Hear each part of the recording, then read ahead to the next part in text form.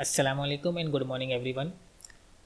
आज के video lecture में हम डिस्कस करेंगे test series of decision theory and probability के सॉल्यूशंस। सो फर्स्ट क्वेश्चन आपको दिया था from the following table find the optimum decision using criterion maximin, maximax and Laplace criterion. अब टेबल दिया है, टेबल जो दिया होता है वो बाय डिफ़ॉल्ट हमारा पे ऑफ टेबल होता है। पे ऑफ टेबल बाय डिफ़ॉल्ट होता है। At the top of the table हम देख सकते हैं S1, S2, S3, S4। इसको हम बोलते हैं स्टेट ऑफ नेचर, जिसको शॉर्ट फॉर्म में लिखते हैं SON। And A1, A2, A3, A4 इसको हम रिप्रेजेंट करते हैं कोर्स ऑफ एक्शन, जिसको शॉर्ट फॉर्म में लिखते हैं COA। फर्स्ट क्राइटेरियन है हमारा मैक्सिमिन क्राइटेरियन। सो मैक्सिमिन क्राइटेरियन कैलकुलेशन जो हम करते हैं ये हमारा बैक स्टेप प्रोसेस होता है कि पहले आप मिनिमम फाइंड करो, among all the minimum value हम मैक्सिमम फाइंड करेंगे। सो हमें जो डिसीजन लेना होता है वो रिगार्डिंग कोर्स ऑफ एक्शन होता है। सो फॉर A1, तो A1 के अगर हम फ्रंट में देखेंगे, so we are having the value 25, 30, 150, 80। तो इन सब में से मिनिमम आ रहा है 25। सिमिलरली फॉर A2 मिनिमम 45, 120, 50, 130, तो मिनिमम है 45। फॉर A3 मिनिमम 60, 100, 0, -10, मिनिमम आ रहा है -10। For A4 minimum 40, 60, 65, 25, minimum is 25। So among all the values, जितने भी वैल्यूज हमने A1, A2, A3, A4 के लिए निकाले हैं, उनमें से मैक्सिमम वैल्यू हमको चूज़ करना है। Maximum is 45। अब 45 किसके लिए आ रहा है आप देख सकते हैं, it's for A2। So therefore best course of action is A2 with value 45। अगर आप लोग को जो है 45 मिला, इसका मतलब आपका कैलकुलेशन करेक्ट है। सेकेंड आता है मैक्सिमैक्स criterion. Again it's a back step process. पहले मैक्सिमम फाइंड करो, among all the maximum value हमें क्या फाइंड करना है, मैक्सिमम फाइंड करना है। सो for A1 maximum is 150, for A2 maximum is 130, for A3 maximum is 100, A4 maximum is 65। अब जो वैल्यू हमने निकाले हैं इनमें से फिर से मैक्सिमम चूज़ करना है, तो वो मैक्सिमम कितना आ रहा है 150। So therefore best course of action is A1 with value 150। अगर आपको आंसर मिल रहा है 150, इसका मतलब आपका कैलकुलेशन यहाँ भी करेक्ट है। नेक्स्ट है लेप्लास क्राइटेरियन। लेप्लास क्राइटेरियन में हम क्या करते हैं, एवरेज वैल्यू फाइंड करते हैं। So average value for A1 is 25, 30, 150, 80। Add करने के बाद divided by 4 we are getting 71.25। ऐसे ही फॉर A2 सारे नंबर्स को ऐड करना है, डिवाइडेड बाय 4 86.25। A3 में सारे नंबर्स को ऐड करना है एंड -10 को क्या करना है, 10 को क्या करना है, माइनस करना है, सबट्रैक्ट करना है। सो आपको डिवाइड बाय 4 करने पे मिलेगा 37.5। A4 में सारी वैल्यू को ऐड करना है, divide by 4 it's 47.5। So among all the maximum value, among all the value हमें क्या करना है, मैक्सिमम चूज़ करना है। मैक्सिमम कितना आ रहा है 86.25, और 86.25 किसके लिए आ रहा है, फॉर A2। तो इसका मतलब है best course of action is A2 with the value 86.25। अगर आपको ये मिल रहा है आंसर, इसका मतलब है फर्स्ट आंसर आपका कंप्लीटली करेक्ट है। सेकेंड क्वेश्चन पर आते हैं। Second question from the following table find the optimum decision using minimax regret criterion. अब क्वेश्चन में जो दिया है वो बाय डिफॉल्ट हमें पे ऑफ टेबल दिया है। Eight top of the table ये हमारे लिए स्टेट्स ऑफ नेचर का काम करेगा, लेफ्ट हैंड साइड पे ये हमारे लिए कोर्स ऑफ एक्शन का काम करेगा। सो स्टेट्स ऑफ नेचर में हमें S1, S2, S3, S4 दिया है। तो जब भी हमें पे ऑफ टेबल से रिग्रेट टेबल बनाना होता है, पे ऑफ टेबल से रिग्रेट टेबल बनाना होता है, तो हम क्या करते हैं, S1 से जो है वैल्यू मैक्सिमम चूज़ करते हैं।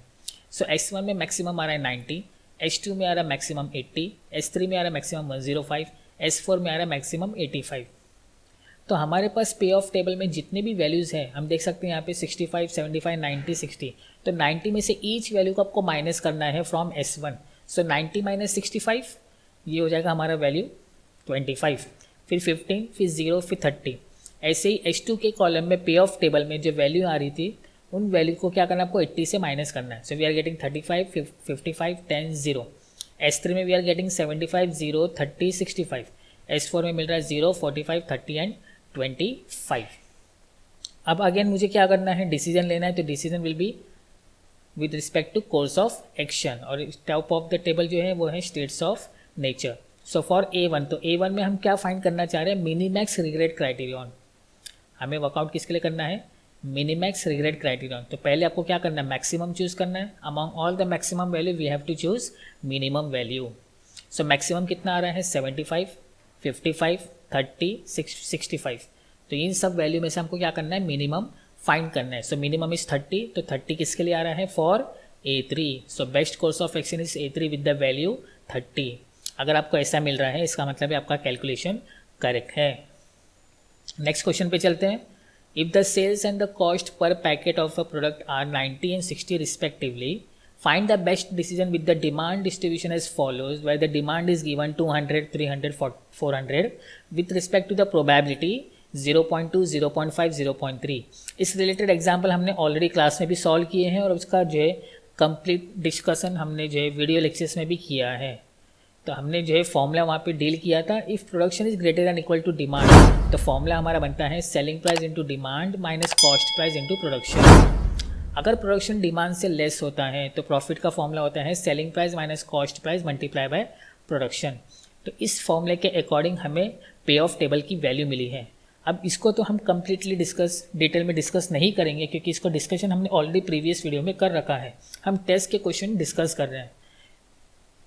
तो यहाँ पे हमें वैल्यू मिलेगी 6000, 6000, 6000, 0, 9000, 9000, माइनस 6000, 3000 एंड 12000. अब जब भी डेटा आता है तो हमें वर्कआउट जो करना होता है वो रिस्पेक्ट टू EMV क्राइटेरियन से सॉल्व करना होता है. सो फॉर A1 EMV क्राइटेरियन कैसे करेंगे, पहले 6000 को 0.2 से मल्टीप्लाई करें, 6000 को 0.5 से मल्टीप्लाई करें, 6000 को 0.3 से मल्टीप्लाई करें. मतलब हम A1 से जो डील करेंगे उसके सामने जितने भी वैल्यूज आएंगे उसके फ्रंट की प्रोबेबिलिटी से मल्टीप्लाई करना होता है. So first value we are getting 6000. Similarly for A2 we are getting 7200. For A3 we are getting 3900. So EMV is the maximum for A2. इसका मतलब है best decision is to produce 300 units to gain the maximum profit. अगर किसी को जो है maximum profit earn करना है तो उसको 3000 यूनिट्स को क्या करना पड़ेगा, सेल करना पड़ेगा. 300 डिमांड यूनिट्स को क्या करना पड़ेगा, सेल करना पड़ेगा, तब जाके उसको प्रॉफिट अर्न होगा. तो कितना अर्न होगा प्रॉफिट, 7200. अगर किसी को 7000 ये आंसर मिला है मतलब उसका आंसर करेक्ट है. नेक्स्ट क्वेश्चन पे आते हैं. Probability that A can hit a target is 1/3, B can hit a target is 1/4. Both A and B try to hit independently. Find the probability that target remains unhit. The target is hit. Both hit the target and the last one only one of them hit the target. So हम क्या करेंगे solution में, we're going to take event A as a hit the target. A complement will be unhit the target. Complement का मतलब होता है opposite. तो अगर B को हमने hit the target लिया है तो B complement बन जाएगा unhit the target. So P of A का डेटा दिया है, प्रोबेबिलिटी ऑफ A इज़ 1/3, तो ये डेटा मिल गया. Probability of B is 1/4. अब ये डेटा जो हमें क्वेश्चन में गिवन था हमने इसको नोट डाउन कर लिया. फर्स्ट कंडीशन क्या आ रहा है, the target remains unhit. Unhit का मतलब है A and B both of them miss the target, मतलब A एंड B दोनों ने हिट नहीं किया. So both A and B unhit the target. So unhit the target को हमने लिया है complement. So probability of A complement intersection B complement. Since the sets A and B both are independent, so intersection की जगह पे हम use करेंगे multiplication. And also we know that probability of complement का फॉर्मूला होता है 1 minus P of A. ऐसे ही प्रोबेबिलिटी ऑफ B कॉम्प्लीमेंट होता है 1 minus P of B, that is by the complement law.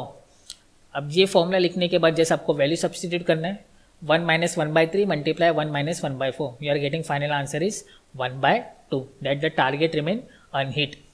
Second है द टारगेट इज हिट. तो target is hit का मतलब है at least one of them will hit the target. अगर किसी एक ने भी टारगेट को हिट कर दिया मतलब वो टारगेट हमारा अचीव हो जाएगा. जो टारगेट हिट करना था वो हमारा जो मिशन अचीव हो गया हमारा.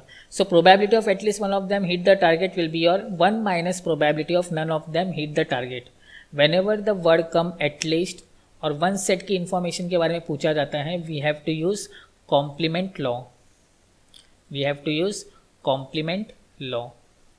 So 1 minus probability that target remain unhit. None of them hit the target का मतलब है target remain unhit. और target remain unhit अभी जस्ट हमने यहाँ पे ऊपर सॉल्व किया है. We are getting the answer 1/2.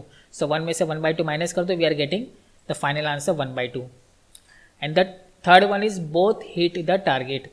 A and B both hit the target. A and B hit the target.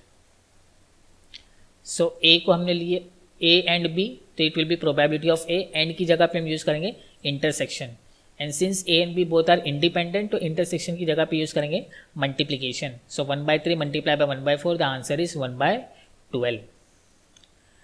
फिर फोर्थ पार्ट है हमारे पास, only one of them hit the target. A hit and B unhit, ये एक possibility हो सकती है, और बी हिट एंड ए अनहिट।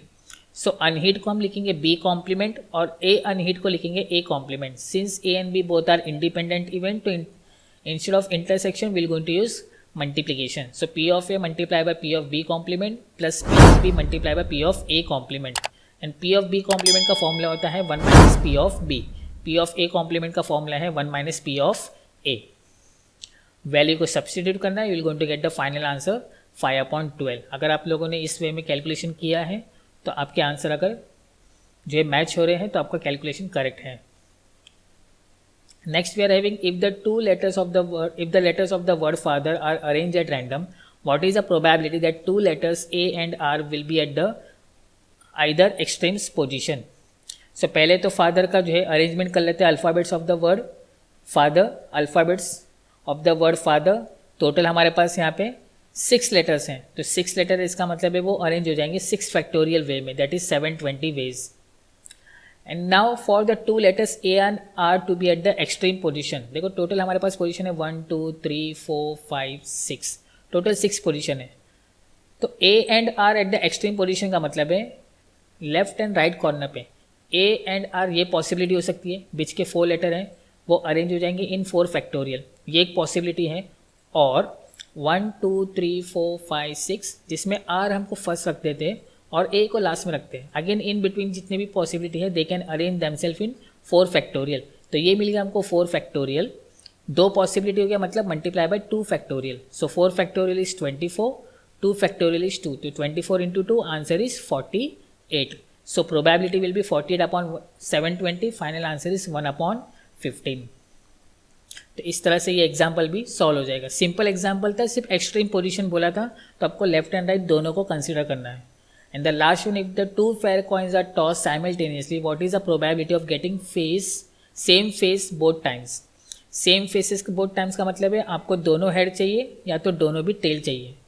तो अगर हम सैम्पल स्पेस जो है बनाते थे, the possibilities are HH, HT, TH, TT, so n of s will be 4. Let a be the event of getting same face which means HH and TT, so n of a की value हो जाएगी 2। so probability का formula है n of a upon n of s, that is 2/4, final answer is 1/2। अगर इस तरह से आपने वर्कआउट किया है तो आपको सारे जो है आंसर्स करेक्ट मिलेंगे।